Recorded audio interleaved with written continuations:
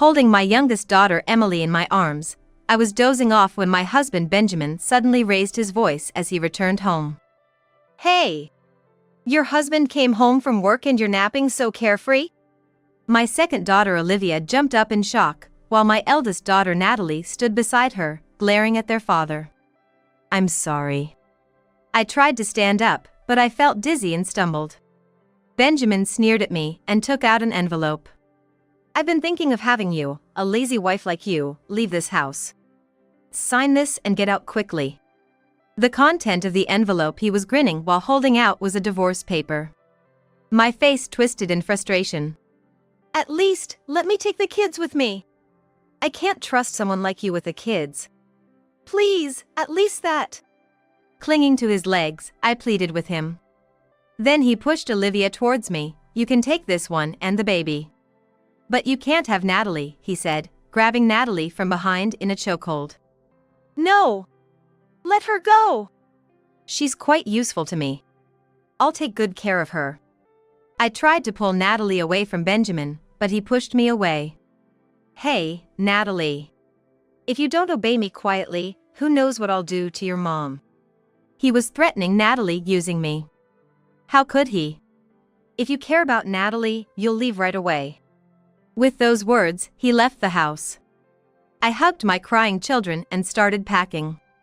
"I'm sorry, Natalie. I promise, I'll come back for you." I hugged her tightly, spending our last night together. My name is Scarlett Brown. I live with my husband Benjamin, my mother-in-law, and our 3 daughters, a normal housewife who works part-time 3 or 4 days a week. I met Benjamin at work where I was a full-time employee when we got married. Though we were in different departments, everything went smoothly from dating to marriage. 3 months into our marriage, Benjamin made a proposal. "I'd really like to have 3 kids." He often showed his fondness for children, so I knew someday we might have our own. But I was worried about balancing work and parenting. "I've thought about it too, but we just got married, right? Plus, I'm handling a big project at work." Expressing my concerns only made me more anxious. Seeing my worried look, Benjamin reassured me, "Don't worry. They're my kids too. I won't let you handle all the parenting alone." I felt so grateful to have married such a kind man and began to cherish the thought of raising his children. A year later, when our first daughter Natalie was born, Benjamin, true to his word, took the lead in caring for her. I was on parental leave and tried my best not to overburden him. However, when Natalie was 3 months old, Benjamin's business trips began to increase. "There's not much I can do about this." Sure, it's work, I understood that. But before I could even bring it up, Benjamin seemed uneasy. I was only grateful to him and couldn't understand why he was avoiding eye contact. "It's okay. I won't complain. Just help out when you can, within your limits." Hearing this, Benjamin smiled with relief. "Of course, I'll do that," he said, bowing his head jokingly. Parenting can be tough, but if we can keep laughing together like this, I know we can get through it. I was feeling grateful for these happy moments. "I'll watch Natalie today. Why don't you go out and relax a bit?" One day, my mother-in-law, with whom we lived, suggested this, so I decided to go out for a meal with a colleague. Benjamin was away on a business trip and wouldn't be home that day. I planned to buy some pastries as a thank you for my mother-in-law and have tea with her tomorrow. With that idea, I bought some pastries at a bakery and headed to meet my colleague. Lost in the familiar streets, I thought I saw Benjamin, but he quickly disappeared into the crowd. He said he was on a business trip, maybe I was mistaken. Without dwelling on it, I hurried to the meeting place. Catching up with my colleague after a long time, I got home just before the date changed. My mother-in-law had already put Natalie to bed and was taking a break. "Mother-in-law, I'm sorry. I got back late." I apologized, bowing my head. She smiled back kindly at me. She's a woman of few words, but she didn't seem angry or annoyed. I shrugged apologetically, and my mother-in-law said with a laugh, "Feel free to tell me anytime. I've never taken care of a girl before, so it's fun for me." The next day, I gave my mother-in-law the thank you pastries, and as we were having tea together, she asked me a question I'd never heard before. "What kind of person is Benjamin to you, Scarlett?" I was surprised she would ask about her own son, but I honestly shared my feelings. I told her he was kind, understanding of my emotions. We do have our fights occasionally, but he always apologizes sincerely. She just nodded as she listened, then casually remarked, "To me, he's always been incredibly selfish, arrogant, and can get quite emotional." I had never known that side of him. Noticing my surprise, she said, "Benjamin changed after meeting you, Scarlett. He's become kinder to me too," she said with a warm smile, thanking me for changing Benjamin and asking for my continued support. Her hand was warm as she held mine, but there was a firm strength in her grip. When Natalie turned 1, I went back to work on a part-time basis. I had thought Benjamin would start helping out more with housework and childcare once I resumed work, but that wasn't the case. Natalie was an easy child, so I didn't feel too burdened and didn't press him for help, but my reliance on my mother-in-law increased, which worried me. When I talked to Benjamin about it, he replied indifferently, "Mom's always at home. She doesn't mind doing that much." Ah, this must be the arrogance my mother-in-law was talking about. I couldn't keep relying on her so much, so when Natalie turned 2 and started daycare, I was relieved. Returning to a regular work schedule, my days became a whirlwind. I wanted to ask Benjamin to at least help with daycare drop-offs and pickups, but he was often too busy with early meetings or client dinners, so I decided to handle it myself. Whenever Natalie got suddenly sick, I was the one who had to take leave. Feeling increasingly cornered by the constant thoughts of "why is it always me?" and yearning for just a little bit of understanding, I tried to talk to Benjamin one night while lying in bed. "Hey, Benjamin." But without even looking at me, he sighed and said coldly, "I have an early start tomorrow. Give me a break. What if Natalie wakes up?" I was shocked. Day after day, I was caught up in work, household chores, and childcare, with no one to help me. Silently, I let the tears flow, careful not to let Benjamin notice. Soon, I could hear his snoring beside me. The next day, noticing my lack of energy, my mother-in-law said, "Scarlett, I'm feeling pretty good today, so I'll pick up Natalie. I'll also prepare dinner." Natalie was clearly happy, but there was no reaction from Benjamin, who had seen the exchange. I felt my feelings for him cooling.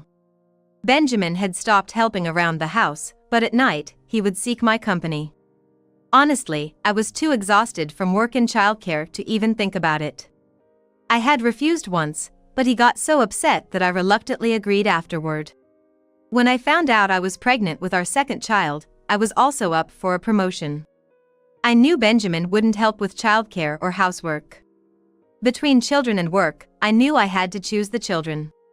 I understood that, but lying on the couch, carelessly watching TV and laughing, not showing any concern for me during my pregnancy, I felt hatred towards Benjamin for the first time. Even after the birth of our second daughter, Olivia, he seemed completely uninterested. He would take Natalie to the park, but he wouldn't even change Olivia's diapers. Over these 5 years, I hadn't realized how gradually Benjamin had changed, becoming too familiar in our daily life. And I hadn't realized how much my own feelings for him had cooled. Since Olivia's birth, Benjamin stopped coming home even on weekends. Was his department that busy, or was it because he had somewhat advanced in his career? I had no way of knowing. Deciding that working full-time was impossible, I had resigned from my job. When I went to my workplace for the last time to complete the resignation process, I saw that a colleague had become the section manager. That should have been my desk. I felt a wave of envy clinging to me. Even though we're still friends, I felt disgusted with myself for harboring such feelings. Being quick to adapt was supposed to be my strong suit. After finishing the paperwork, I hurried back home to my beloved children, feeling like I was shaking something off. Concerned that Benjamin's earnings alone were not enough, I consulted with my mother-in-law and decided to take a part-time job as a cashier at a nearby supermarket. I would work about 5 hours, 3 or 4 days a week. And around that time, Benjamin's attitude began to change again. While I was preparing dinner, Benjamin came home and suddenly yelled out loud. "I come home tired from work and this is the meal you prepare?" I was baffled by his sudden anger. Natalie was frightened, and Olivia started crying from the loudness of his voice. "Ah, enough. Quiet her down already. What in the world are you yelling about at this time?" My mother-in-law's gentle tone, as she came to see what the fuss was about, seemed to slightly ease the situation. But Benjamin responded with a disrespectful tone. "Mom, just keep quiet. I'm disciplining her because she can't do anything right." His manner of speaking had changed as if he was a different person. My mother-in-law couldn't say anything more, just bowed her head apologetically to me and returned to her room. Wondering what the problem was, I checked the dinner dishes on the table. The only difference from usual was that there were some ready-made side dishes. "Is it about these supermarket side dishes? I got them for myself to eat." "Don't make excuses." He interrupted me mid-sentence with a shout. His fierceness was so intimidating that Natalie almost started crying again. This was getting nowhere. I decided to just endure it.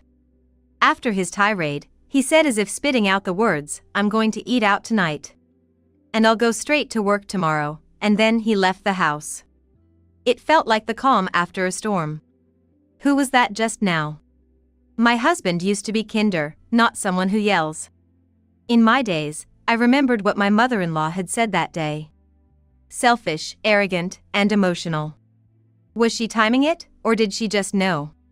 She came over and gently placed her hand on my shoulder. "I'm sorry." Her faint voice echoed emptily. All I could do was hug my two daughters. From that day, whenever Benjamin did come home, he would complain about the housework or the kids' upbringing. Yet, when in a good mood, he sought my company.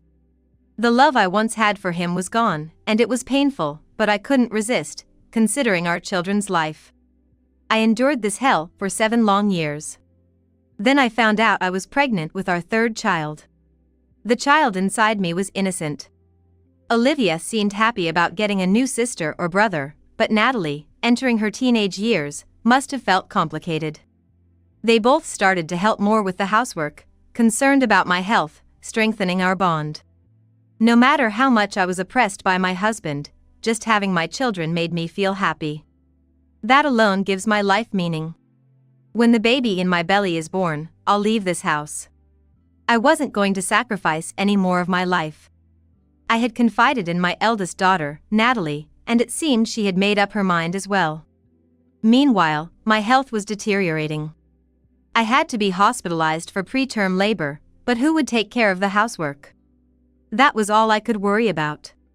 My daughters, though becoming more independent, were still only capable of helping with chores to a certain extent.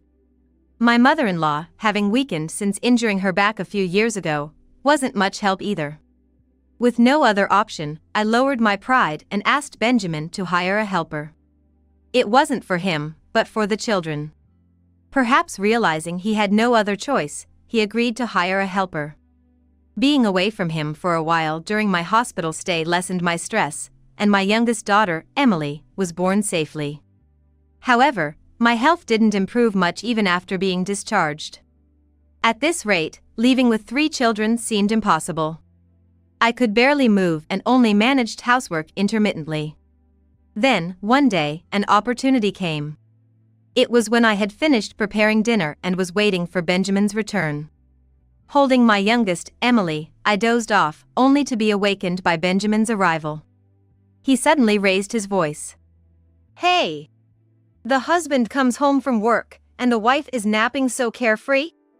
Olivia, who was watching TV in the living room, jumped up in shock, and Natalie glared at her father while comforting her sister. "Oh, I'm sorry." As I tried to stand up, I felt dizzy and staggered. Benjamin sneered at me and pulled out an envelope from his bag. "I think it's time for a lazy wife like you to leave this house." He showed me the envelope, smirking. When did he start making such a disgusting face? "Just sign this and get out." The contents of the envelope were divorce papers. Finally, the day had come. With the joy, uncertainty also crept in. With my condition, I couldn't support the children yet. Seeing my frustrated face, Benjamin laughed even more disgustingly. Agreeing easily might lead him to retract his offer. I deliberately raised my voice. At least, let me take the children with me. I had thought he would consider the children a burden, but his response blew away my thoughts. I can't trust someone like you with the kids. He was smirking again. He must enjoy seeing me in pain. With that in mind, I raised my voice theatrically. Please, at least that. Let me take the children with me. I clung to his legs, pleading. Then, shaking me off, he pulled Olivia's hand and pushed her towards me. You can take her and the baby. They're not attached to me anyway. I hugged Olivia close and looked at Natalie. What about Natalie? Natalie is off limits, he said, grabbing her from behind. No! Let her go! Natalie struggled to escape, but she couldn't match his strength. She's quite useful. I'll take good care of her. Handing Emily to Olivia, I tried to take Natalie from Benjamin. My body was weak, and I couldn't muster much strength. Still, I confronted Benjamin with all the force I could. This man. It seemed like he would give in to my determination, but I was no match for his strength. Stop being so persistent. I'll pay child support for them, so just behave. With those words, he pushed me away. Mom! As Natalie tried to run to me, Benjamin caught her and uttered something terrible. Hey, Natalie. If you don't obey me, who knows what I'll do to your mom? He was threatening Natalie using me as leverage. How could he? If you care about Natalie, you'll leave right now. Leaving those words behind, he left the house. I hugged my crying children and started packing. Mom! Natalie looked at me with a sad expression. I'm sorry, Natalie. I promise I'll come for you. I hugged Natalie tightly and spent our last night together. The next morning, having heard everything, my mother-in-law handed me an envelope saying, it's not much but. It was quite thick, and realizing what it contained, I was overwhelmed with gratitude. Mother-in-law, please take care of Natalie, please. She nodded silently, and I bowed my head, then left with Olivia and Emily. After walking for a while, I heard a voice calling from behind. Mom! Turning around, Natalie was running outside barefoot. I ran to Natalie and said it once more. It was also a reaffirmation of my own resolve. I will definitely come for you. Natalie said nothing more. I took my 2 daughters back to my parents' home and explained everything to them. They didn't blame me for coming back, they accepted me, saying I had done well. My parents doted on the 2 girls, and Olivia seemed to quickly adapt to the new environment. Leaving Emily with them, I started looking for a job. I needed to rescue Natalie from that man's clutches as soon as possible. My parents understood this. I managed to find a job and filed a lawsuit to regain custody of Natalie, but it was difficult to obtain. If only Benjamin had something incriminating against him, but Natalie was excelling in school and there were no financial struggles, so the court saw no issue. I tried visiting Natalie several times, but the timing was never right or Benjamin would find out, foiling my attempts. I could only talk to her over the phone, arranged by my mother-in-law, and 3 years passed like this. One day, I received a call from Benjamin. My mother-in-law Audrey had passed away, and the funeral was over. Just a few weeks ago, I had talked to her on the phone. Detecting my sorrow, Benjamin's tone softened. Mom's gone, and now it's just me and Natalie at home. I find myself missing the times when you all were here. I was stunned, speechless at the man who had yelled at and oppressed me now speaking like this. I've finally understood the importance of family. Why don't you all come back home? I decided to play along with his words. Yes. I'd like to pay respects to my mother-in-law and see Natalie too. Benjamin sounded pleased on the other end of the phone, unaware of mine and Natalie's plan. When Natalie and I reunited, she was already 18 years old. While Olivia, now in middle school, was excited yet nervous to meet her sister after 3 years. Is she my new big sister? Emily seemed to not even remember Natalie's existence. As we hugged during our long-awaited reunion, Benjamin watched us, nodding, his eyes welling up as he said, "A family really should be together." Stepping into the familiar house, I paid my respects at my mother-in-law's photo. I still had the envelope she gave me that day and used, hoping to someday use it for myself, but that was no longer possible. Sighing softly, I heard Benjamin's voice from behind. "Mom was kind until the end," he said, sitting beside me. "I was out of my mind back then." Awkwardly, he continued talking while glancing at the daughters chatting in the living room. "I don't expect forgiveness, but I wish we could spend the rest of our lives together as a family."